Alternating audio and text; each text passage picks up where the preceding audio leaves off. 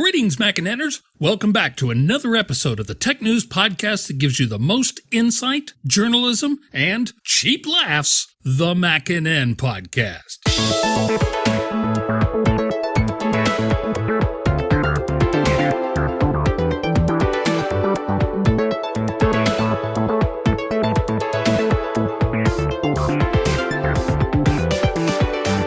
I actually heard the parentheses. I forgot to mention that it's episode 59. We're recording this on the 15th, so I hope you're listening to us while filling out your taxes and running down to the local post office. For you Americans. Or just hit that little digital submit button, which works just as well. What? Really? Yeah, I know. Yeah. Are you telling me the IRS is online? What? Well, they are, but they had a data breach not all that long ago. About 2 months ago, they had a data breach, and they sent their employees home to work from home for a while. Wow. Because the internal networks were compromised. So they're back at the office now, but it was kind of a big deal. If you got the letter saying, oh, hey, we're really sorry that we compromised, data security was lost and we compromised your information, then yeah, you should act on that. But if you didn't get a letter from the IRS, well, then you're okay. If you didn't get a letter from the IRS, every day's a good day. I think as a general rule, you don't want a letter shown up at your house that says IRS in any way. That's right. Actually, this is one tiny difference between Canada and the United States. In Canada, the deadline is April 30th. And if you miss it, you have to fill out an official form that says, sorry. Okay. And that's it. You have another 3 months. Yeah, the U.S. tax sorry form you need to fill out before the due date as opposed to afterwards. But that also has an electronic filing method. So, there it is. Very nice. All right. So let's get started. We've got a lot to talk about. Sadly, we are going to have to talk a little bit about the FBI and Department of Justice thing again, but we'll try and buzz through that because we know. Yeah. And besides, we got some great stuff this week. Last week was all bad news. This week, it's a mix. Let's put it that way. It's good if you're an Apple fan. Most of this is good stuff if you're an Apple fan. Yeah, bad news if you're a BlackBerry fan, though. Yeah, if you're a BlackBerry fan, this is not a good week for you. But we're going to start off with something that was a lot of fun to do, not the kind of thing we usually do, and so we had some fun with it. It came out on Friday. It's called King for a Day. Really should have been called CEO for a Day, but no, let's not quibble. King for a Day meant that you could be King Friday. Haha. Just now realized that. King Friday. I see what you've done there. And you could run Apple for a day, and what would you change? What would you fix within the realms of, reasonable, right? Well, the reason why I called it King for a Day is because some of the stuff that we want Apple to do would require that kind of power. I mean, even if Tim Cook said, this is what we're doing today, most of Apple would laugh at him. Yeah, right. If it was something really like, we're moving into Campus 2 today. Yeah, everybody would be like, all right. Uh-huh. Sure we are, Big Tim. Okay, yeah. I'll just get right on that.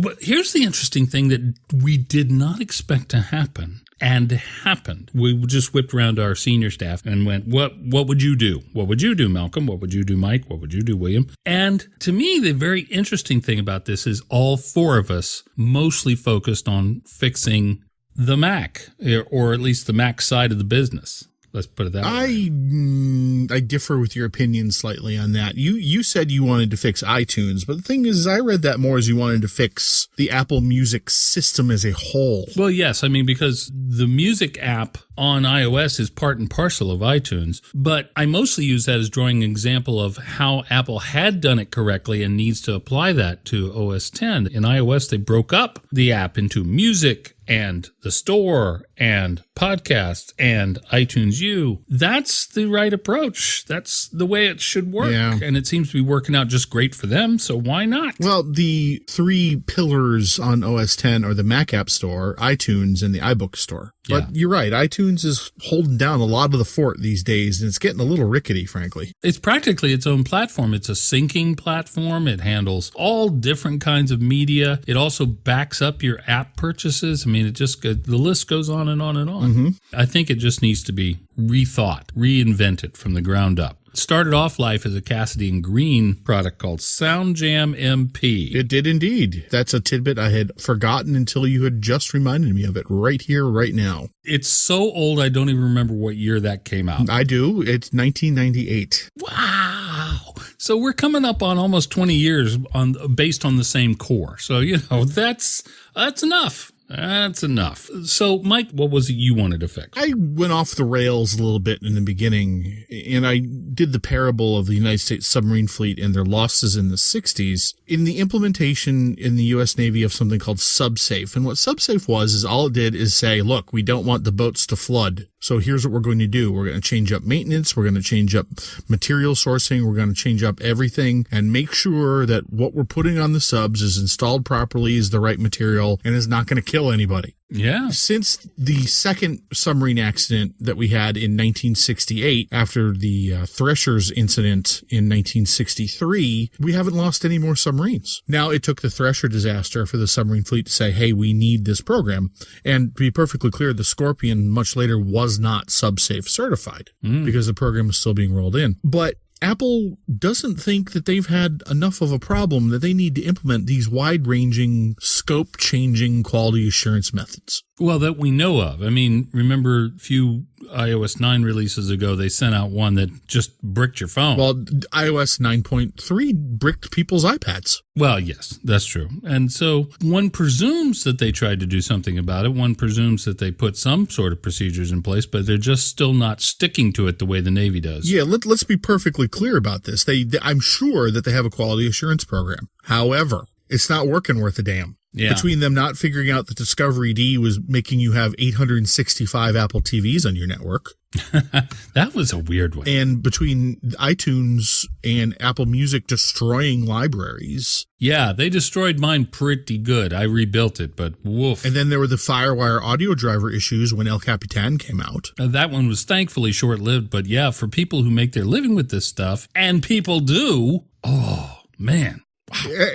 And other problems like this that I feel should have been caught and have been caught in the past. Mm-hmm. I think that their quality assurance is slipping, and it's not even something you can blame on Apple's success. This is not something like, well, okay, you got an iPhone 5 that had some scratches on the bezeling. You remember that? Yeah. It's not even something like that. This is software. This is, yes, you have a larger array of devices you have to program for, but since you're Apple, you don't have 546 different screen sizes like they have on Android. Just a day or two ago, Chrome 50 came out. 50.0. Chrome 50. Chrome is newer than Safari. Yeah, I know, but, well, that's because they insist on bringing out a major new version every 2 weeks. Oh, there's another one now.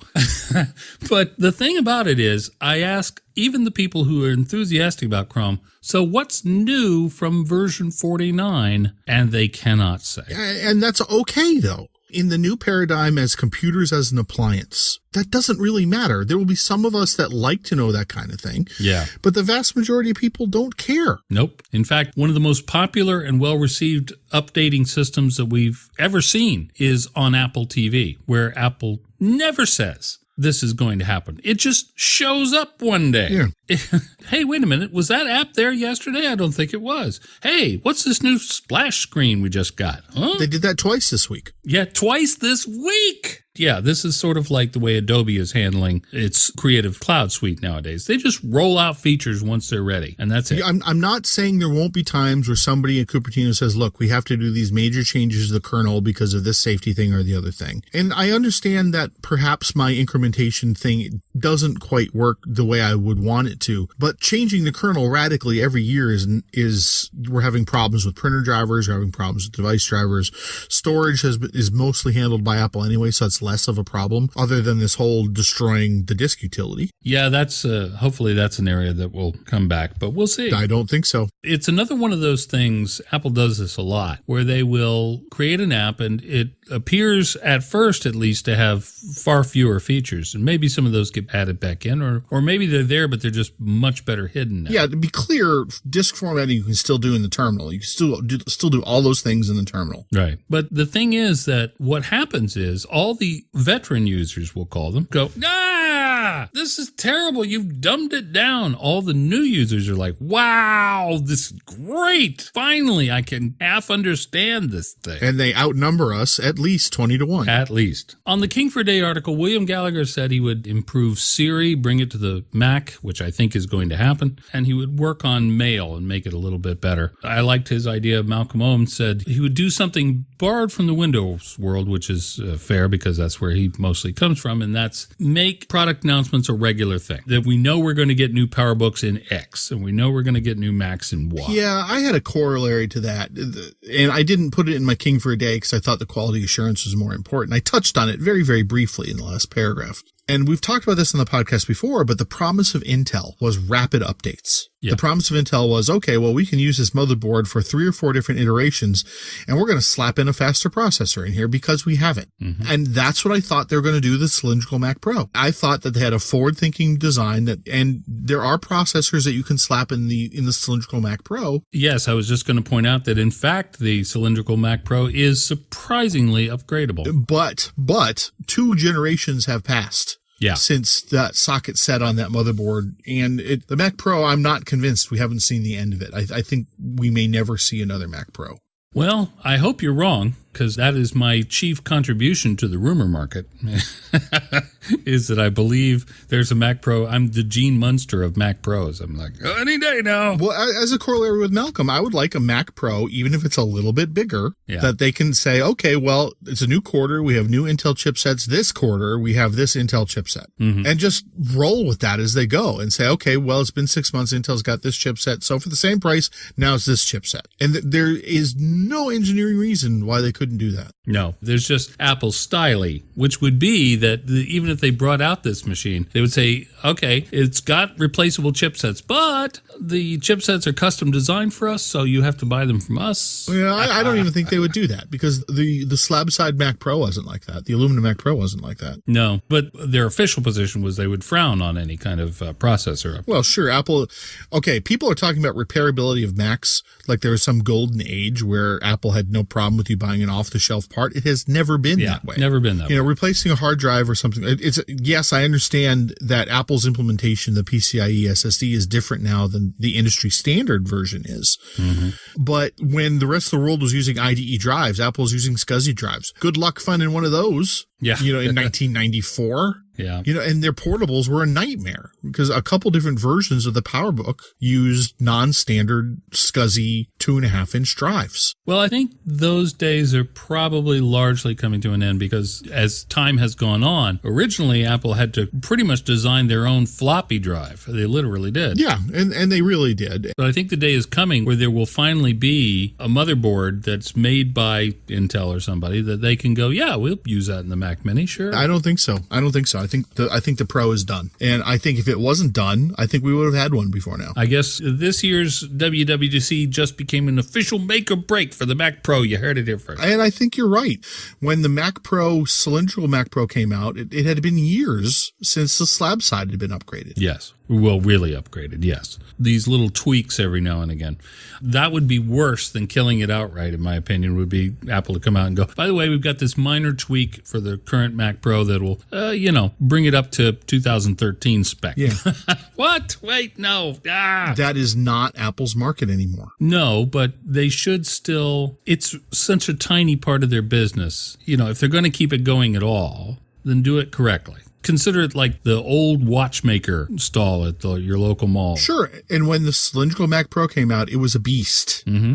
Yeah. It was an utter beast of a machine, and it is still very fast. However, the GPU options are outdated. The processor is outdated. Everything about it's outdated. Well, no. The storage is still just about as fast as you can get now. But I mean, there's new connectors. This is what gives me hope that there will be a new Mac Pro, is that there's something else they can put Thunderbolt 3 on. I hope that they'll do it. Here's the thing. For the last 3 years, there has always been some new technology they could slap in the Mac Pro. Yep. And they always said, no, we're not going to do it. Well, apparently the Mac Pro is on such the kind of schedule because it's probably expensive to manufacture versus return. So they probably are like, we have to get a whole bunch of, I mean, this has to be a big leap forward before we're going to recommit. There's a whole bunch 6 months ago. Well, that's, like I said, that's what gives me hope. So we'd love to hear some of your ideas for what you would change at Apple if you could, but again, keep it realistic, please. Yeah, I mean, the reason why I didn't make this Mac Pro my thing I wanted is because I fully realize that I am not Apple's target market. Yeah. In the forums, we have people talking about how they want a mini tower from Apple with 4 drive bays. It's never going to happen. Nope. Never going to. As much as I think it would be cool. Yeah. You and I both would likely buy one. We're the kind of people who would buy one of these things, especially the more expandable it was. Ooh. That's right. But it's not going to. It's just not going to happen. I mean, they're selling more Macs per quarter than they have in entire years. But on the other hand, they're selling more iOS devices than the entirety of Windows computers sold in the world. Think about that for a second, you guys. Think about that. That's amazing. Utterly amazing. And the only thing that's selling better than that is the Android version of that. Yeah. The computers, the laptops and the desktops that we grew up with and think of as computers are antiques. They are long gone and long surpassed in terms of necessity. Yep. In fact, when the iPad came out, I was surprised it hasn't done better than it has. But I'll tell you this much, that seniors have already figured it out, at least around here. Seniors have figured it out. They're like, why do I need this big bulky thing anymore? I can do this on my iPad. Yeah. And they're absolutely right. Particularly, and I think that last barrier finally got broken with the iPad Pro. You can draw on the damn thing as well. We'll try and do something like that in the future, and we love to hear some of your suggestions, but keep it realistic. Apple buys Google, not realistic. Apple could buy Yahoo. Apple could buy Yahoo. I'm not sure why they would, but they could. They can certainly afford it. Well, bidding ends on Monday, so if they're going to put in an offer, they better do it now. Well, the last time we heard of them bidding on something, it was for Thursday night football? I think so. I forget exactly which football games it was, but who's running Apple these days? What? Thursday night football? You and your dislike for sports. Well, I was just never very good at them. No, I understand. That's my problem. Let's play the music and move on. I can, however, kick your ass at putt-putt. No, great. Especially my favorite preferred form, putt-putt. Well, you lived in Florida for longer than I did, so. All right, here we go. Smile and retreat. Oh, what a week last week was. We talked a little bit about Smile and TextExpander last week, so I'm not going to rehash all of that. But suffice to say that, of course, just to make this podcast look bad, they came out the day after it came out and just did all kinds of, oops, no, what were we saying? Oh, no, we didn't mean that. Here, let's try again. Well, funny story with that is they actually came out with that news in the middle of One More Thing's recording. Yes, they did. We had to send notes to them as they were recording. By the way, guys, hang on. So the bottom line here is that Smile Software has done, they did a series of things, but they did two big things. One is they vastly reduced the price of subscribing to TextExpander 6, and they reinstated the standalone perpetual license model, TextExpander 5, for people who prefer to stay on that. Now, I wouldn't bet on that lasting a whole long time, but it's there, and you can buy it. They heard from their customers, and to their great credit, they responded to that. They didn't just say, well, this is how it is now, and tough, the way Adobe did. Although Adobe got away with it. Well, there are different forces at work, though, which we'll talk about in a few minutes. Yeah, very, very different forces at work. The bottom line here is that for existing users of TextExpander, you can now upgrade to TextExpander 6 for $20 a year, essentially. And that will probably be the price for many years to come. So I think that's a big victory because the other price was going to be at least $48 and up to $60. That's a huge cut. It's still, though, and I still think they're making this mistake, it's still 1 year of using TextExpander 6 costs a little bit less than what you used to get 2 to 3 years of if you broke down the cost. Because, it used to be like a $25, $30 utility. Now you can buy a standalone utility for $45, which is already a bit pricey in my opinion, but it's about double the alternatives. And the subscription option will be, over the course of 3 years, will be $60 for previous users and much more for new users. To me, there's just very little incentive to go to 6 at this time. Maybe later, but not right now. I don't even use a macro app. The last one I used was QuickKeys, and that died about 5 years ago. Yeah. And even then, I was using it as a fancy launcher. I wasn't using it for much more than that, to be frank.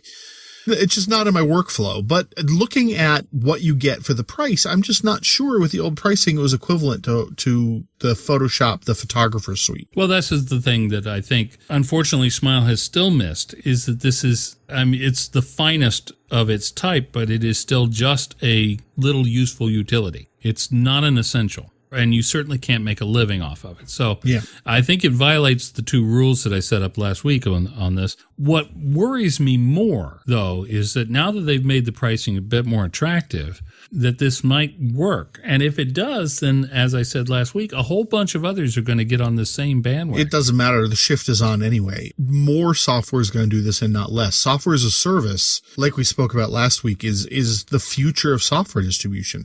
It sidesteps piracy. It sidesteps the Mac App Store limitation on paid upgrades. And I'm not saying I necessarily agree with the concept for everything, but it's inescapable. It's whether we like it or not. And we're just going to have to keep an eye on what our monthly subscriptions are for things, I suppose. I guess, but you're going to need to start bundling things together for one flat price or a yearly payment or something like that. I certainly do pay. I use Typinator, as I mentioned last week, and every major new version is another $25 or so, and they come out with them about every couple of years. Yeah. And it's always, oh, that's right. Oh, it's time again. Here's $25, and you get your license code and you go, away you go. But that is still, I'm still coming out ahead compared to TextExpander, although to be fair, they have more features. Yeah, but you can't do that on the Mac App Store. Paid upgrades don't exist. Yeah. This is really where the flaw is, and I hope Apple is paying attention. Because the problem is no demos and no upgrades on the Mac App Store. Yep. Sometimes you can sort of work around it with an in-app purchase, but really this is jumping through hoops that they shouldn't have to jump through. Yeah, but you see, software as a service, you can still distribute your binary in the Mac App Store. Right. And you're just paying your subscription either through an in-app purchase where Apple gets 30% or through direct website access where Apple doesn't get their 30%. It rubs me the wrong way. This is my old veteran Mac user coming out. But there should be classes. If you're going to do subscriptions, that's fine. But something like this, no offense, Smile, this should be $1 a month.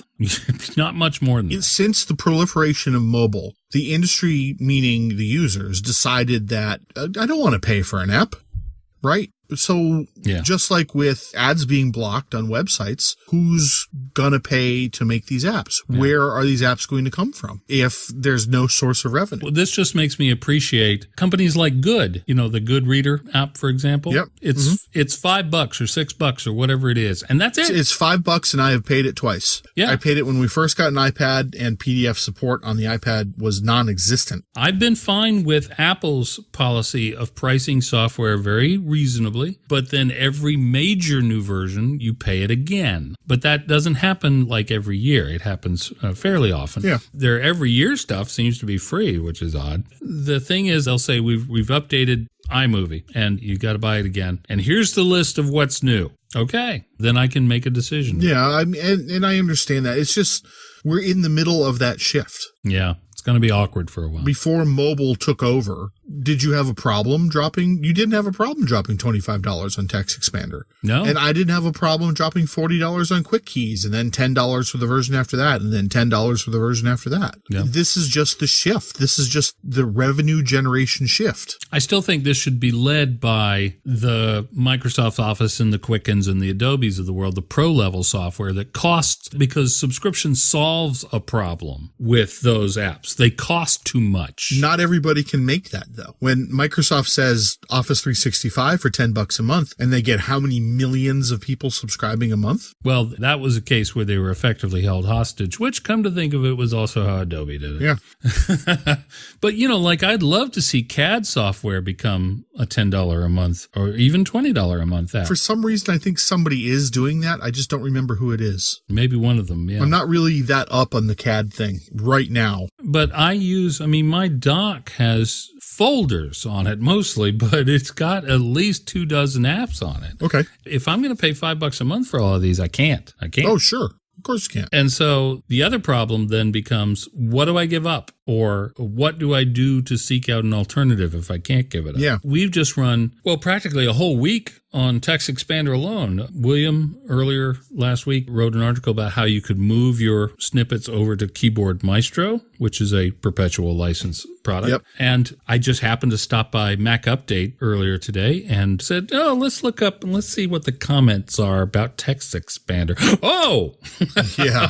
Got a little ugly over there. It sure did. And every single one of them said the same thing. I'm leaving. So They were offended by the concept, never mind the actual price. That was just icing on the cake. Yeah. So Adobe lost a lot of customers that way, but apparently not enough that mattered. But again, I think Adobe's a different case. But nevertheless, so William did the Keyboard Maestro thing, how to move it over. I just finished an article on Friday about how to look at the alternatives. None of the alternative text expanding sort of apps do quite the same thing, which is kind of nice, actually. You can pay a lot less for an app, depending on what you need, all the way down to $0, because OS X has some text expansion capability built right into it that a lot of people don't even know about. Yeah. But then you can go to aText, which is $5, and it does a little bit more. For programmers, it does a whole lot more, but for typical users, maybe just barely above the Mac OS X free level. Then there's Type It For Me, which I would give the all-around prize to. It does a lot of stuff. Not as powerful as you could possibly make it, but not too complicated to use. And then there's Typinator, which could really use a design makeover, but other than that, I love it, and I use it every day. But the idea here is that at least we have options, and all of those options I mentioned, except TextExpander, are still perpetual models. So Today.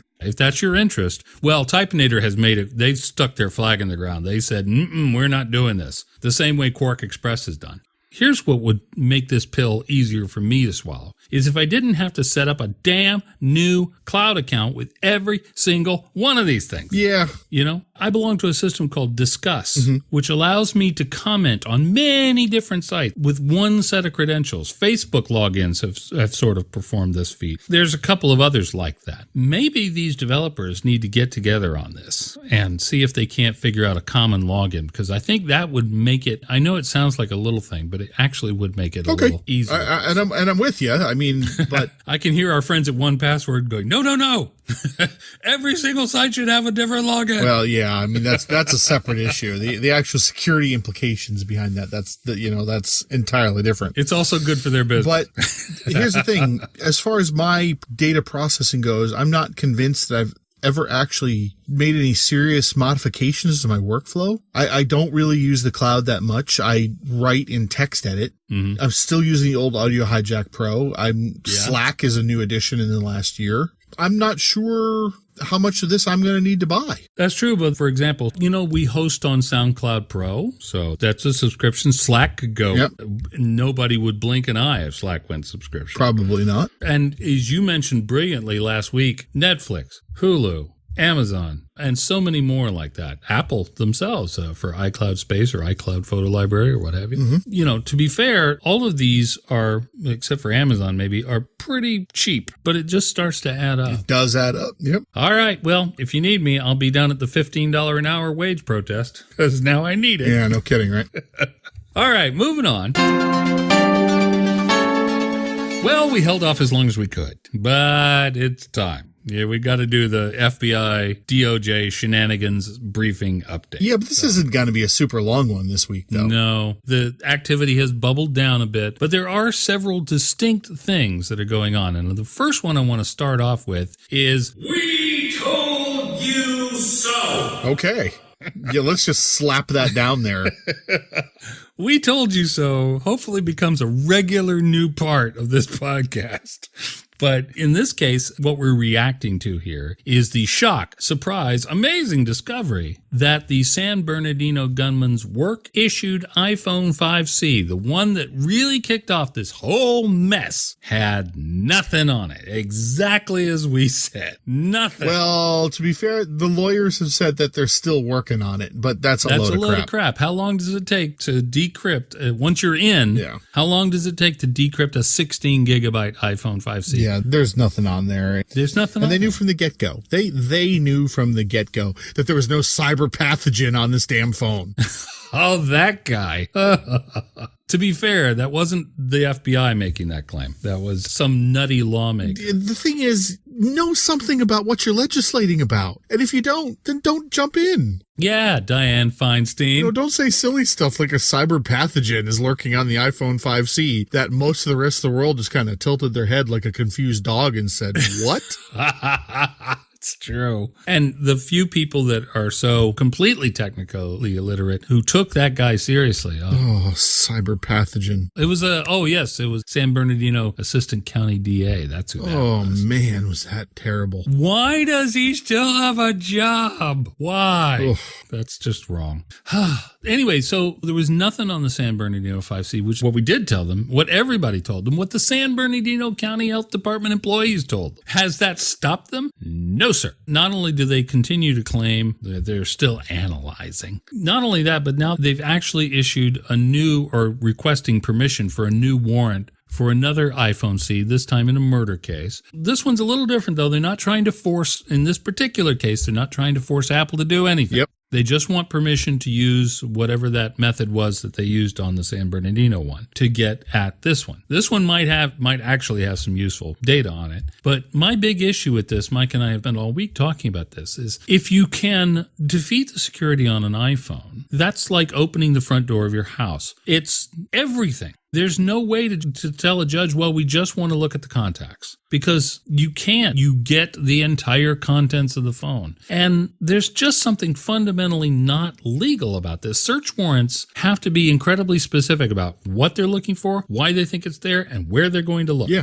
Why doesn't that apply to phones? This is a case of the technology outstripping the law enforcement and how quickly you can enact laws. Mm-hmm. Don't forget it, and we've spoken about this on the podcast before, it wasn't all that long ago that 128-bit encryption was the be-all, end-all, and now it's trivial. Yeah. So this is very much old laws meeting new tech, and the interaction is not at all pleasant. No, I would really love to see somebody from the government, other than President Obama, express some respect for the Constitution here. The FBI and the DOJ, they pretend it doesn't exist. Constitutional is strictly optional, I suppose. I guess it's really irritating to me, but I have a feeling, though, that the government's going to keep pressing this and judges are going to start slapping it down. Or maybe I'm just living in a fever dream based on the justices here in Canada who are quite proactive about privacy. We'll see. I'm not quite ready to throw out the baby with the bathwater just yet on this. We'll see what the judges have to say.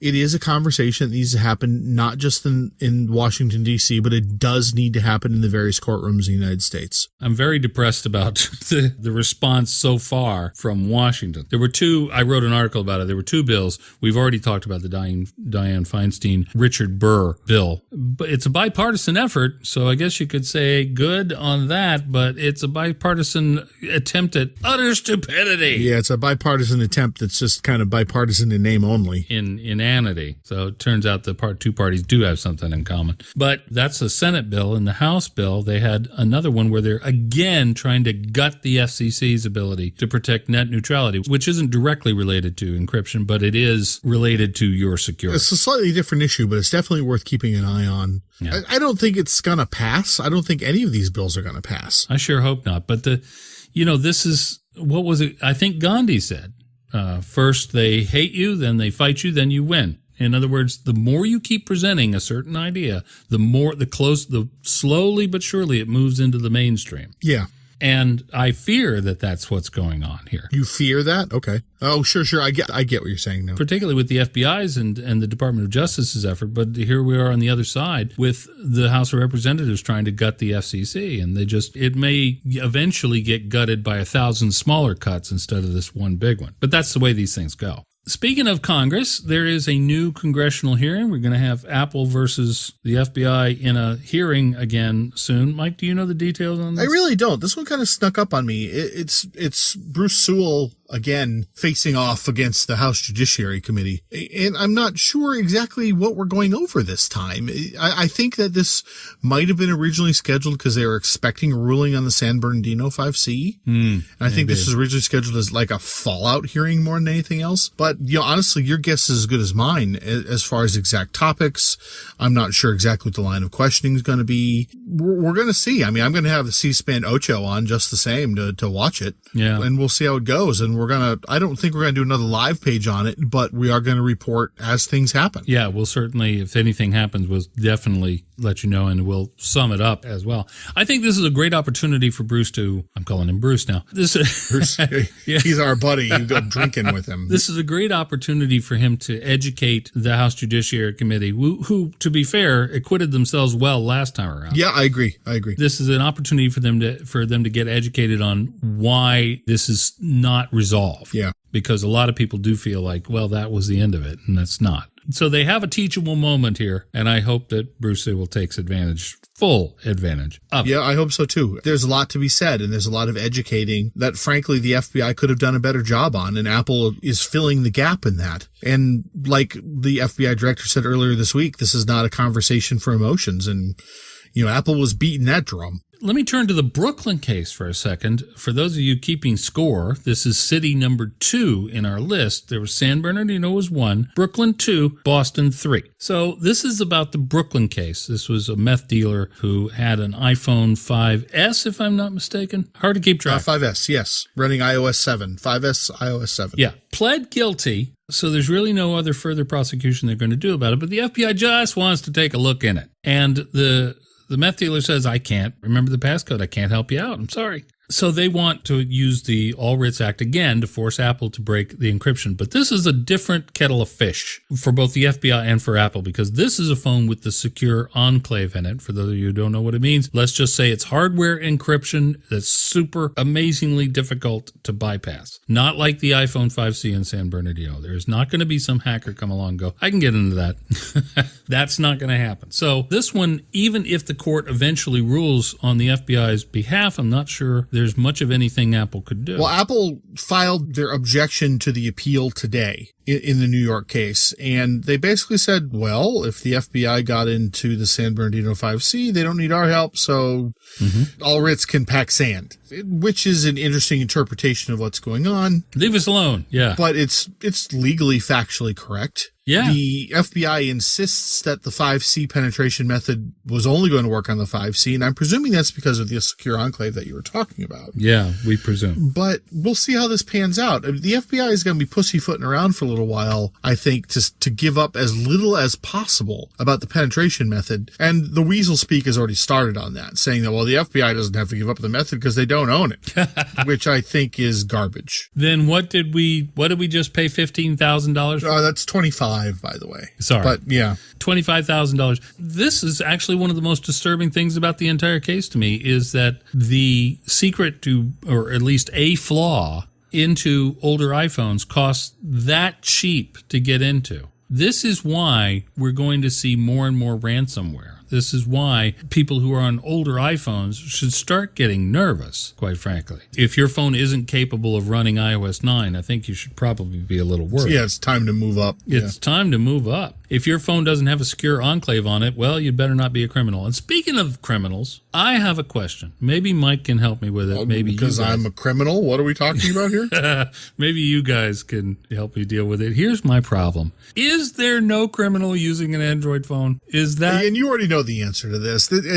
You're being a funny guy on this, and that's neither here nor there on that. But Google gets the same requests, and Samsung gets the same requests, and BlackBerry used to get the same requests. We'll come to them in a minute. We'll come around to those clowns in a little while. Yeah. And again, the companies had previously acquiesced to them, but now that they have their own version of the Secure Enclave, they're all throwing their hands up in the same way. But on the other hand, the Celebrite technologies for forensics, the de-chipping, that works on Android just as well as it does on iOS, and probably better. Yeah, but I mean, isn't it only a matter of time before we get a high-profile case, as we have with these last three I've just mentioned, that is, what is Google going to do? I don't know. Or has that already happened and Google rolled over? I think it's a little bit of everything. I think that Google probably picks its battles a little bit differently than Apple does. Well, fair enough. And the proliferation of the iOS in the United States, which is what we're hearing about mostly, suggests that most of these cases we're going to be dealing with them with iPhones as opposed to Android devices. It struck me as funny that if I really want to protect my mobile phone, maybe I should buy an Android, because these thieves don't want it, and the FBI doesn't care about it. So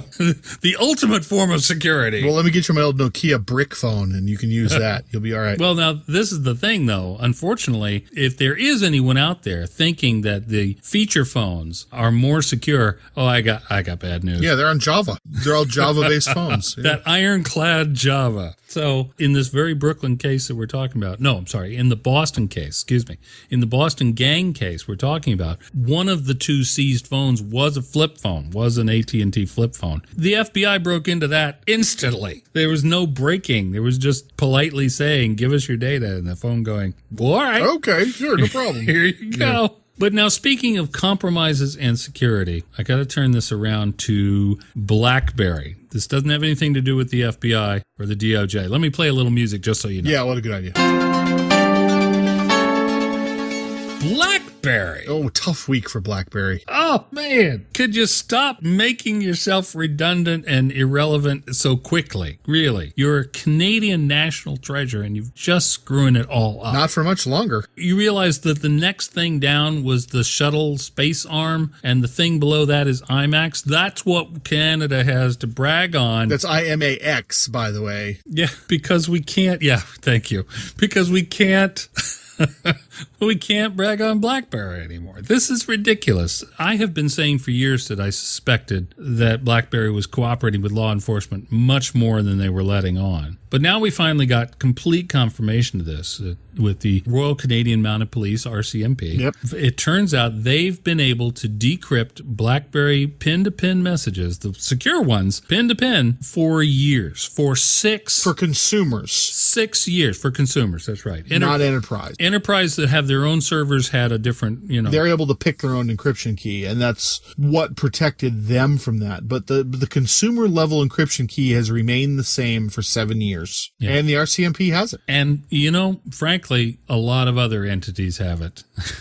Dear President Obama, you need to drop that thing like a hot potato. I think he probably has it. Well, also this week he had an interview where he said that, we shouldn't have made premium BlackBerry 10 devices because people want them, but they want to pay $400, not $800 for them. Yeah. So it looks like everyone is saying that BlackBerry is done with BlackBerry 10. I don't think that's the case just yet. I think that they need to sell more phones, really, but they're not going to do that. I don't think so. I think they're positioning themselves as a server service, which, there were. Nobody will trust them now, even though the enterprise ones weren't affected by this problem. It's just... Yeah, this is going to be a big PR thing to fight. Yeah. And then the other problem is that I suspect that their licensing of QNX, was it? Their car system is probably making them about as much money as their phone sales at this point. Which is losing money, which is not gaining money for the company. Oh, yeah. Well, in that case, more. That's sort of like Microsoft going, this Windows thing isn't working out. Xbox is doing pretty good, though. Yeah, it's bad news for BlackBerry, and I just don't know. Every time I think they've hit bottom, they get out a shovel and start digging. Yeah, this is not good. For a company that's trying to turn itself around, this is not good. This is terrible, terrible timing. I will say, though, in BlackBerry's defense, it has been quite some time until some drunken executives jeopardized a flight. True. That's improvement. Now 400 days since the last airline grounding as a result of BlackBerry executives. Exactly. They got a big chart on the wall that they have to cross out. I do have to share with our readership the joke that we made a little bit earlier today about Apple's mineral reclaim with the Liam robot. We were having some trouble earlier today with a headline on an article that we had written because it was just dry and boring. And so we were talking about, so how can we say Apple's Liam robot is interesting? And I came up with Apple retrieves enough gold per year to save AMD and BlackBerry. And sadly, Mike is correct. I am right. I know. I picked the companies for a reason. For those of you who don't know, the Liam robot was introduced at the last big Apple event. It is a robot designed by Apple, which I find very intriguing. But its job is to take apart and reclaim the precious metals out of recycled iPhones. $40 million in gold. It's taken $40 million in gold out of these iPhones. Each iPhone has about 30 milligrams of gold in it. Did you know that? It's got a little bit of platinum in it. It's got $6 million worth of copper from these iPhones that have been recycled. This is astonishing that this money was just going away, that it wasn't being reclaimed, and now it's all going back to Apple. Liam has already effectively paid for himself. Yeah, we were joking about it, but the fact is it's a ton of money. That's a ton of money. Any other company would be just over the moon to recover that much money that was previously being thrown out. Liam, by the way, is not just a robot, although Apple likes to portray it as one. There's a whole series of these things. It takes them 11 seconds to strip a phone down to its component parts. That's nuts. That's just crazy. And there's at least 100 of them doing this all day, every day. So, yeah, we're probably going to hear more about him. He's the big star of Apple's environmental responsibility report, and that was the headline we were having trouble with because Apple released their environmental responsibility report. How exciting and gripping reading. Lisa Jackson's mom is probably very excited to read that article. Nobody else is.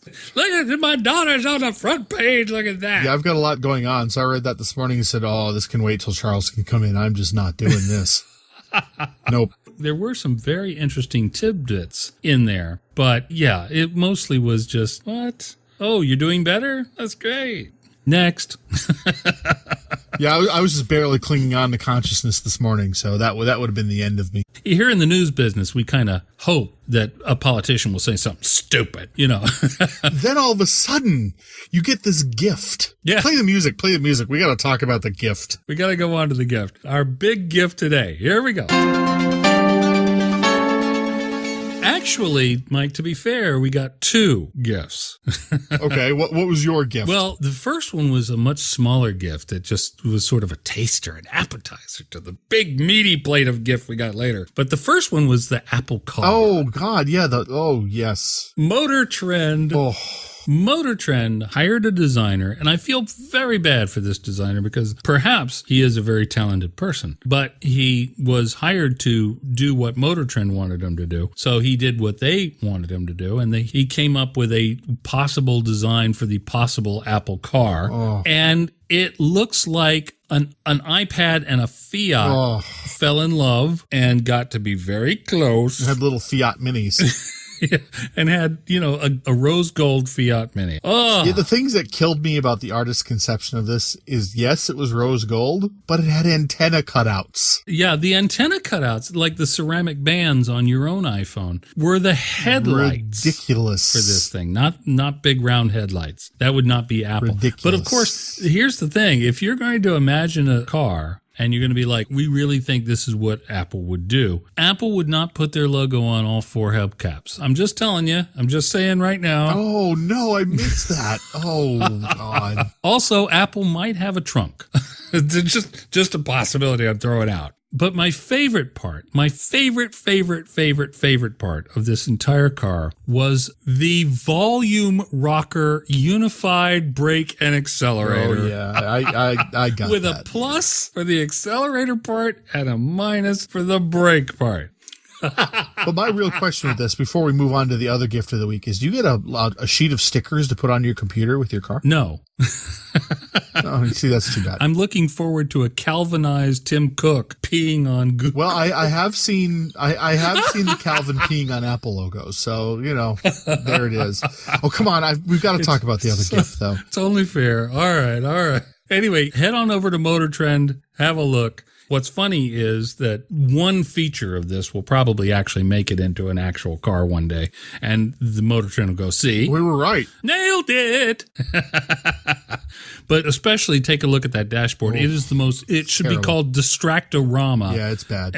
And it's really bad. All right, here comes the big juicy cake. Every once in a while, something will land in the newsroom that you look at it and go, I don't care if this is only peripherally related to our sites. We're doing this story. Yes. When I first started the job, we had a fight among the writers. Yep. Who's going to do this? Just a couple months after I started the job, there was a story in 2012 about a lawyer who was suing Apple because of emotional distress, because his phone died, his time machine died, and he lost all of his data. Yep. That was a lawyer in Vancouver. Yeah, and he was seeking some ridiculous amount of money. Now, I have no idea how that turned out. Apparently not that well, since since we haven't heard about it. Right. And then there's the Bluetooth toilet. Yes. There was the $6,000 Bluetooth toilet, which apparently you had to put in a glass house. The search engine Bluetooth toilet on our site. Enjoy. Love that article. That was so much fun gift to write. for you. So now, probably in my top 5 of all time, Detroit resident Daisy Washington Gross, which you may have heard the name before, and we'll get into that in a minute. She filed a suit on April 8th of this year, and she's suing Apple and Nike for a combined $5 billion. That's billion with a B. Oh, no, you have to do it like this. $5 billion. You see, I don't even have to do that because I'm going to read the title of the patent that she filed for in 1995. Yes. And this is verbatim. Okay, I seriously had to read this 6 times off of the patent filing. Finally, a patent application we want to read. The title of the patent is a detachable beeper disc digital gym shoe computer wristwatch. Covers it all. Okay, so she filed for this patent in 1995. Apparently, she had some kind of discussion with Olympic officials for 1996 and Nike. In 1997, the patent office said, no, wait, this is dumb.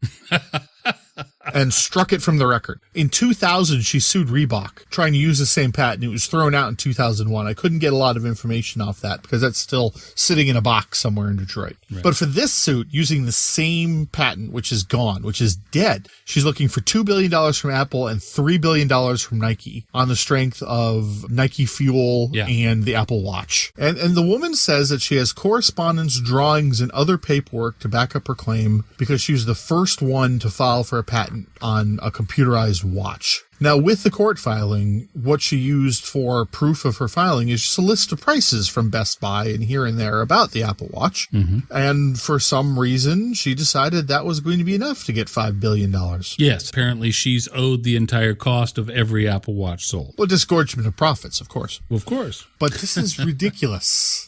She's trying to sue on a patent that, because of obviousness or just straight stupidity, was knocked out 19 years ago. Well, I feel some sympathy for her because I invented the barbecue Cadillac electric beehive hairdo quite some years ago. You see, you still didn't get as many words as in this patent. And you tried really hard. I know. I bow to her cleverness in covering everything. Just one more time on that. Just one more time. It's the detachable beeper disc, digital gym shoe, computer wristwatch. I'm going to add the word podcast to that, and that's our title. And then she'll sue us too. Oh, yes, please. It is now officially the #1 most read article on MacNN for the entire month of April. I just want to point that out to some because we got one guy complaining that we don't do enough news anymore. All right, here you go. Yeah, here you go. It's news, man. Just dive on in. Here's news. You want news? Here's news. Feel the earthy goodness between your toes when you dig into this one. And if we can find the actual original rejected patent, we'll certainly let you know. Oh, I've got it. Oh, do you? Oh my God. I too. Well, there's your second article right there. It's terrible. The illustrations are, well, it looks like a shoe, and she talks about putting something in the shoe, and she talks about snapping onto a wristwatch after you've taken off your shoe, which that's just nasty. Ew. We'll keep you posted. Yeah, we certainly will. One last bit, and it's good news. I always like to kind of end on good news before we bring in William Gallagher for the app of the week. Successful Safari. What? No, I don't mean we've bagged a tiger. I mean Safari is, to everyone's surprise, quite the second most popular browser in the world. Well, that's great, but there's a reason. Yeah, well, we're counting mobile devices. That's the reason. Yes, we're counting Safari as a browser. There's a couple of things I wonder about this, but as a longtime computer user, I never thought I would actually see the day when Internet Explorer was third.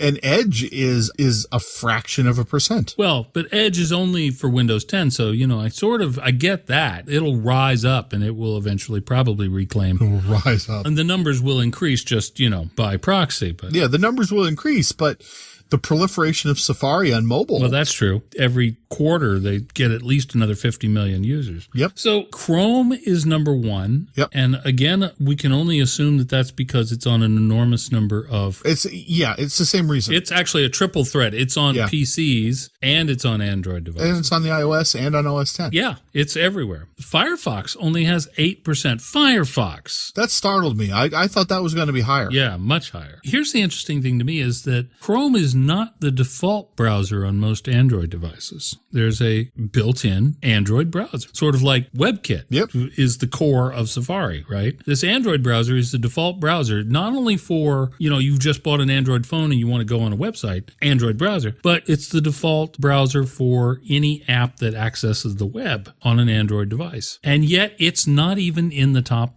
4. Mm-hmm. How many Android devices are there? There's something funny there. Something's not right. That's not one of the most popular browsers. It's hard to actually track Android usage. Like, for instance, that environmental report. Mm-hmm. They said that an iOS mobile device, the first owner has it for 3 years. Yeah. There's nothing like that. There's no studies like that say how long that $80 tablet you bought at Micro Center is going to last you. Yeah. And incidentally, Apple got some crap about that because they were like, 3 years? This is so environmentally wasteful. No, first owner. 3 years. Yeah, and the mainstream media completely and utterly botched that. Completely missed that. That's why sites like us are so important to pay attention to and patronize.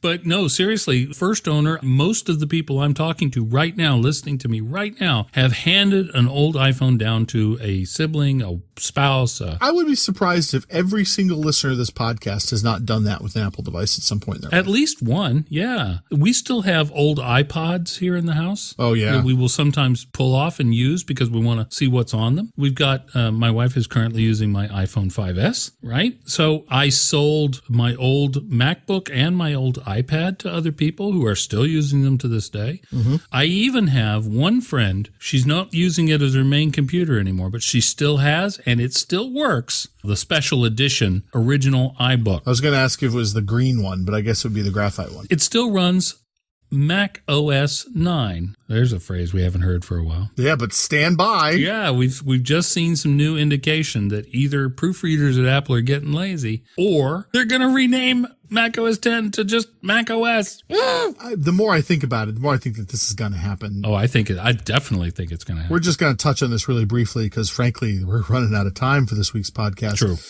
But OS 10.11? Yeah, starting to sound awkward and getting more so all the time. Sort of like Chrome 50. Yeah. That sounds like a browser for senior citizens.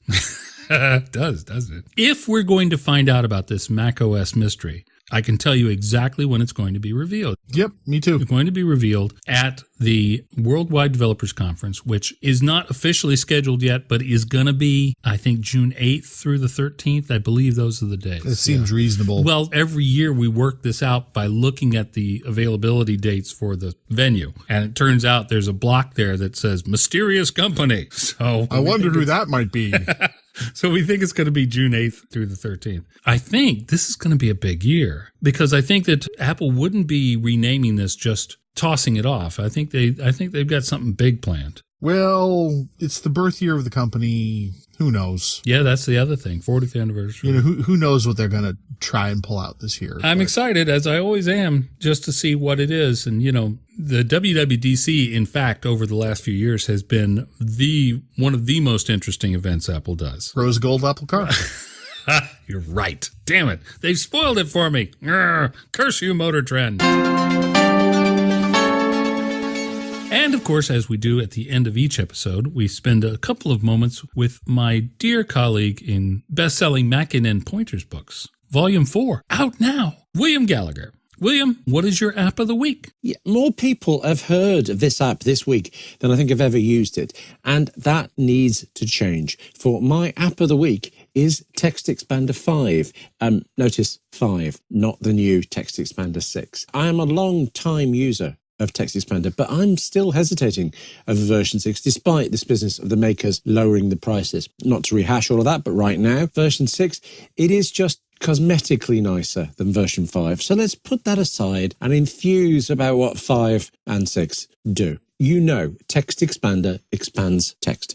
If I type the letters XEM, for instance, TextExpander immediately changes that to my personal email address. Now, I chose the letters XEM, I wrote my email address, but I only had to do that once. Since I set it up, I must have used that snippet, as it's called, easily more than 1,000 times. Actually, between you and me, I've been filling out forms in post offices in pen, with a pen in my hand, and I have written the letters XEM in the box and been surprised for just a moment that it didn't pop out into the full thing. You're looking at me now. Now, the makers of TextExpander, they would be telling you how much time this saved. And yeah, okay, over 1,000 occurrences of my email address. I've got to have saved a whole second or two. But for me, the thing is that I have not got my email address wrong in the last 1,000 times I've used it. It's not like I'm exactly likely to get it wrong, but I have, and it happens, or it used to, not anymore. In the same way, I never get my shipping address wrong. If a client needs to pay directly into my bank account, I have never made a mistake now and ended up with some stranger getting a lucky